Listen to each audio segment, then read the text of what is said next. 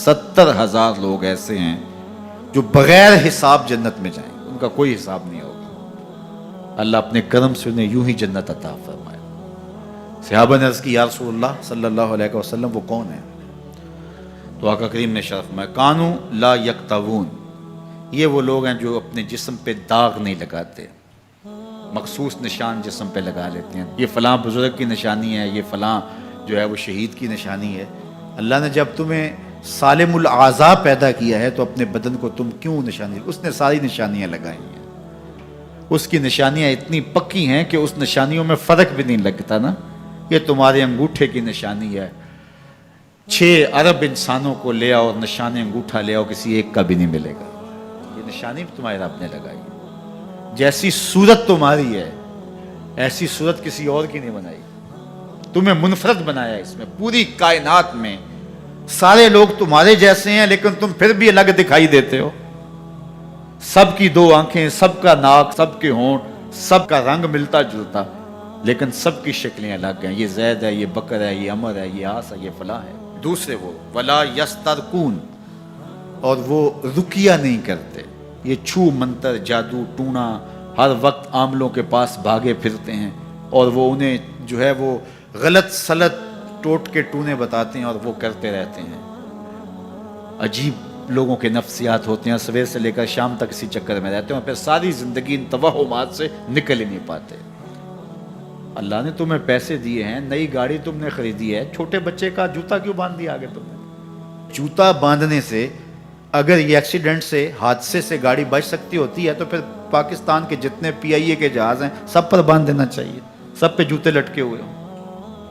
عجیب تم نے فلسفہ تراشا، کسی نے جو ہے وہ کالی رنگ کی پٹی باندھ دی نیچے، اس سے اس کو نظر نہیں لگے گی۔ گھوڑے کے پاؤں کے نیچے جو کھری لگی ہوئی ہوتی ہے، کچھ لوگوں نے اپنے گھروں میں وہ باندھی ہوئی ہوتی ہے کہ اس سے ہمارے گھر کے اندر کوئی مصیبت نہیں آئے گی، کوئی تکلیف نہیں آئے گی۔ کسی نے ہنڈیا اپنے گھر کے اوپر الٹی رکھی ہوئی ہوتی ہے، یہ ہنڈیا بچا لے گی، اور میاں ہنڈیا کیا بچائے گی تجھے؟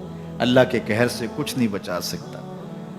جب تمہارے اوپر کوئی مصیبت نازل ہونی ہے تو کچھ نہیں بچا سکتا۔ اگر بچنا چاہتے ہو تو پھر اللہ سے استغفار کرو، اللہ تعالیٰ کی تسبیح کرو، اللہ کی تحلیل کرو، میرے حضور پہ درود پڑھو، پھر دیکھنا کہ مصیبتیں ٹلتی ہیں یا نہیں ٹلتی ہیں۔ تو یہ خام خواہ کے رکیے اور یہ عامل لوگ جو ہیں ان کا تو کام ہی یہی ہے، ان کا کام چلتا ہے لوگ ذوف الاعتقادی میں مبتلا رہیں، اور یہ کہہ دیتے ہیں کہ آپ کے خاندان میں ایک منحوس عورت ہے، یہ اس کا کیا ہوا ہے، تو کوئی نہ کوئی منحوس تو پہلے ہی انہوں نے طے کر رکھی ہوتی ہے، فوراً ذہن وہاں جا کلک ہو جاتا ہے۔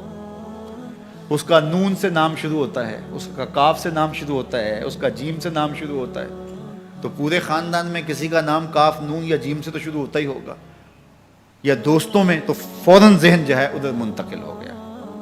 اب یہ بابا جی نے بتا دیا ہے، ہاں اس نے یہ بات کی تھی، کچھ باتیں یاد آنے لگی، اس کاف سے شروع ہونے والے نام کے ساتھ نفرت پیدا ہو گئی۔ اس بابے نے نفرت کا کاروبار کیا ہے، اس نے تو 100 روپے 200 روپے لے لیے، لیکن 2 انسانوں کے اندر نفرت ڈال دی۔ اس کا گریبان کل قیامت کے دن پکڑا جائے گا۔ ان ملنگوں کے پاس، ان ذوف الاعتقادی کو پھیلانے والوں کے پاس کبھی نہ جاؤ۔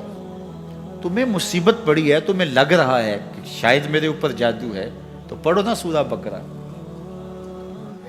جادو جڑ سے اکھڑ جائے گا۔ 40 دن اپنے گھر میں سورہ بقرہ پڑھو، برکت ہوگی۔ کہتے ہیں مولوی صاحب 40 دن تو نہیں پڑھی جا سکتی، 2.5 پارے، ہمیں کوئی تعویذ ہی کرتے ہیں۔ ہم شارٹ کٹ چاہتے ہیں نا، روزانہ صبح 2.5 پارے سورہ بقرہ پڑھے، یہ تو ہم سے نہیں پڑھی جائے گی، تو آپ کوئی تعویذ ہی لکھتے ہیں۔ کاروبار میں برکت نہیں، میں کہتا ہوں پڑھو نا سورہ واقعہ، 3 رکوع ہیں، برکت ہوگی۔ ہم کہتے ہیں ہمیں تعویذ ملنا چاہیے، بس وہ ہم گلے میں رکھ لیں، بٹوے میں رکھ لیں، پرس میں رکھ لیں، اور ہمارا کام ہو جائے، ہمیں کچھ بھی نہ پڑھنا پڑے، ہمیں وضو تک نہ کرنا پڑے، نماز نہ پڑھنی پڑے، اور برکت ہو جائے۔ ایسے برکت تو نہیں آتی۔ اس لیے چھوڑو ان کی جان، آؤ قرآن مجید پہ آؤ، آؤ سجدوں پہ آؤ، آؤ دعاؤں پہ آؤ۔ سحری کے وقت اس کی رحمتیں آواز دے رہی ہوتی ہیں، حل میں مسترزقن، ہے کوئی رزق مانگنے والا، اور تم اس وقت سوئے ہوئے ہو، سارے دن ٹھوکریں کھاتے ہو۔ آؤ نا اس وقت جھولی پھیلا کے، ہاتھ پھیلا کے کہو مالک تو جھولیاں بھر دے، تو پھر دیکھنا کبھی کمی نہیں آئے گی، عطا فرمائے گا۔